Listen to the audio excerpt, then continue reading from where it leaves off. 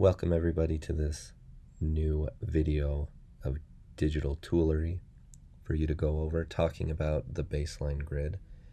We're going to talk about how you set up a baseline grid, why you would have it, and then show a couple examples of how you would set up titles, subtitles, and body copy using a baseline grid as starting points. Again, there's always room for experimentation and trial and error. But as we begin with this is a way that you can begin to start thinking about these things with some guidelines to approach this. So in order to set up a baseline grid, you want to go up to your main menu, click on InDesign, and go to Preferences and Grids. Once you've opened this up, all of your baseline grid options will be here in the top portion. So on your color, as you notice, if you're on layer 1 in InDesign, anytime you use your guides, they will be this light blue color. And it may be that you would like your baseline grid to be able to be differentiated easily from the other marks. So let's go ahead and change the color here. As you can see, you have a bunch of different colors to choose from. You can even make your own, but I'm going to come down here and go with Fiesta because that sounds wonderful. Under Start, this is talking about where you want the baseline grid to start relative to the next box, which is the top of page here. Now, although that can be changed, we'll go ahead and keep it at the top of page. And we'll want to start our baseline grid right at the top of our page, not a ½ inch down. So we can go ahead and change this to 0. The next box that we have down here is your increment. How far apart do we want these to appear from one another? Now this number needs to be based on your body copy. Since I don't have any body copy yet in here, that's something that I should take care of first. So I'm going to say OK. To get out of there, come back to my page and I can click on my text tool. I'll come over here and create a text box. If I right click within that text box, I can fill it with placeholder text. I'll do that for now. But this should contain information that's either going to go on the inside flaps, either in the front or back, or the back of your cover for the dust jacket. So what we would do at this point is we could go ahead and select our type. We could come up here to the top left and change that typeface to whatever it is that looks interesting to us. Let's go ahead and go with industry. And as I zoom in here with a Command+, I can get in and see what do I want this to be set at. So let's change the type size to 10. And we'll change our leading to 14. Again, the leading being the space in between each line of text. So once I have that set, and I'm happy with how that looks, that's going to determine my increment of my baseline grid, because I want that to match the leading for my type here. As you can see up here, my type size is 10, my leading is 14, so 14 is going to be the increment for the baseline grid. So we can click off here, come back to InDesign, Preferences, and Grids, and I can make my increment match my leading, which is 14. Now the last option here is to view the threshold. Now what this means is if you're zoomed in at 75% or greater, you'll be able to see the baseline grid. If you're zoomed further out than 75%, you won't be able to see it. You can tell how far you're zoomed in by down here at the bottom left corner. You can see the 75. We'll go ahead and change this to 50. And then we should have this all set up. So we'll say OK. Now, you can see here that I'm zoomed in to 50%, and since I set my threshold to 50, I should be able to see the baseline grid, but it's not showing up. The reason for that is generally your baseline grid isn't set to be shown. In order to do so, you would come up to View, Grids and Guides, and Show Baseline Grid. Once you've done that, you'll see that your baseline grid appears and you're now able to use it. So I'll go ahead and zoom in here just a little bit. The next thing that you want to do is align your text to the baseline grid. Now as you see here, it's not aligned, meaning that I can move this around and I can align it in between the baseline grid or wherever it is that I would like to place it. In order to align your text to the baseline grid, you need to have your paragraph toolbox open. Mine is over here on the right, but if yours isn't showing, you can come up to Window, Type in Tables, and Paragraph. That will allow you to open up this menu here.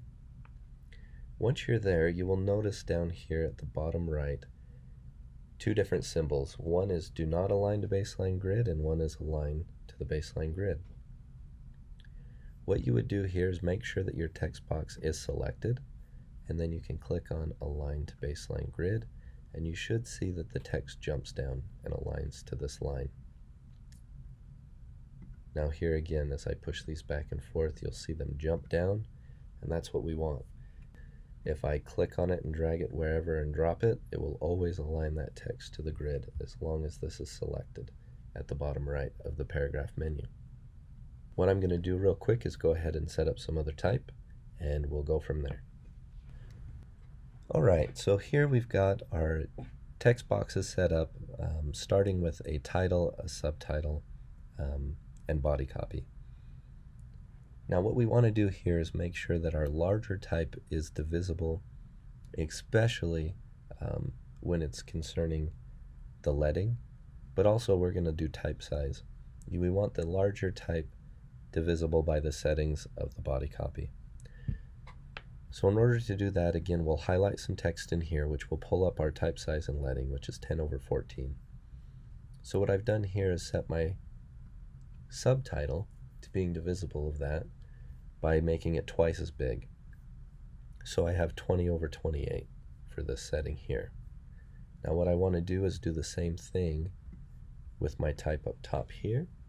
And so I'm going to go ahead and change this to 50 for the size.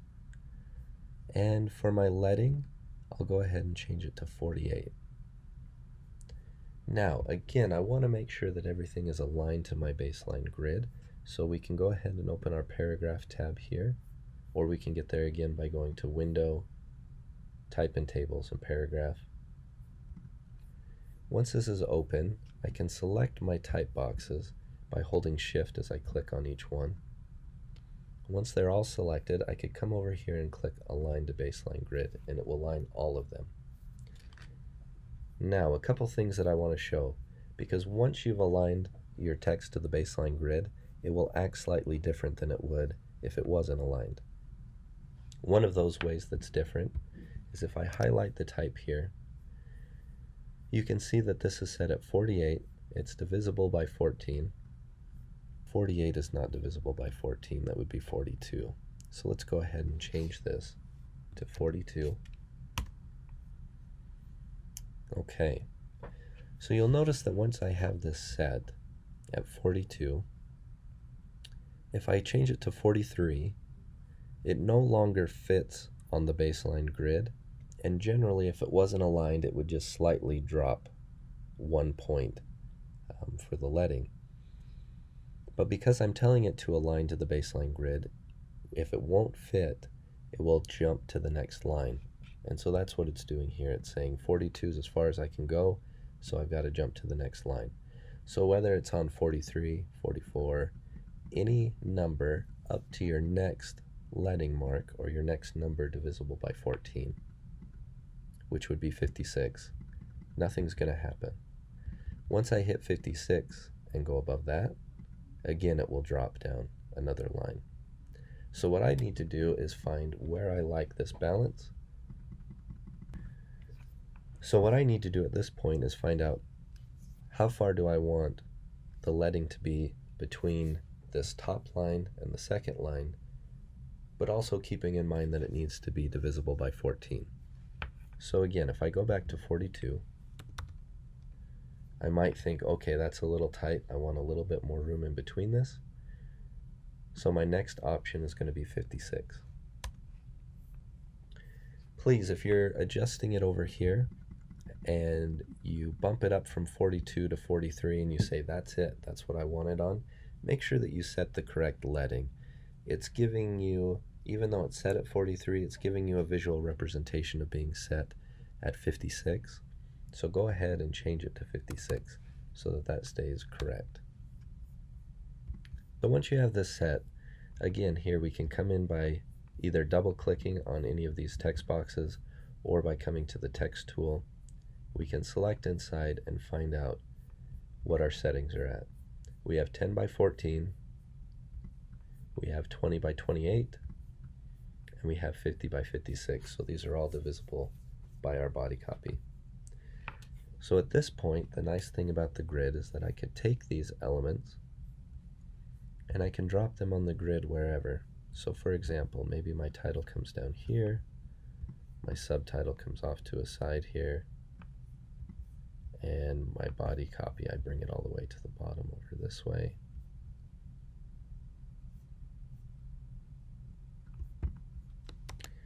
Then by doing Shift W, I can bring up presentation mode here, and I can see that it feels like there's a balance, that the spaces in between here are all divisible by 14, and so they're going to appear that the ratio between things is correct, and your eye will pick up on that. Again, if I hit escape to get out of presentation mode, I can change the arrangement around. I can bring this text up here. I can drop the subtitle all the way down, like so, and then I can put the text below that. And again, by doing Shift W and going into presentation mode, although this is getting too close to the bottom, you would see that these ratios between things are still working and making it feel like that there is a grid-like structure underneath that's running the show.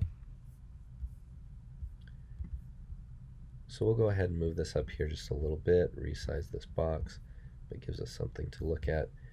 These same rules apply to any images that you might add in, or objects, where I could take an object, make sure that it spans between two baseline grids, assign it a color here, and again, if I go and preview this, you would see that things have some underlying structure.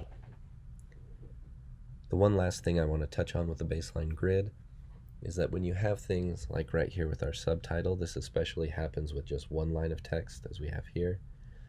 If you take that and you move it, you'll see that some placements will make it disappear. The reason for this is because there's not enough room between this baseline and the top for the text to sit. There's not enough room between where this text box ends and where this baseline grid is set. And so it disappears in here and it gives you this little red plus. In order to correct that, just make sure that the bottom of your box sits on a baseline, or that you just pull this a little bit wider. That way you'll be able to see your text. So again, if your text disappears, it's nothing you've done wrong. It might just be setting in between two baselines, and you'll just need to change that a little bit, and it will take care of that issue.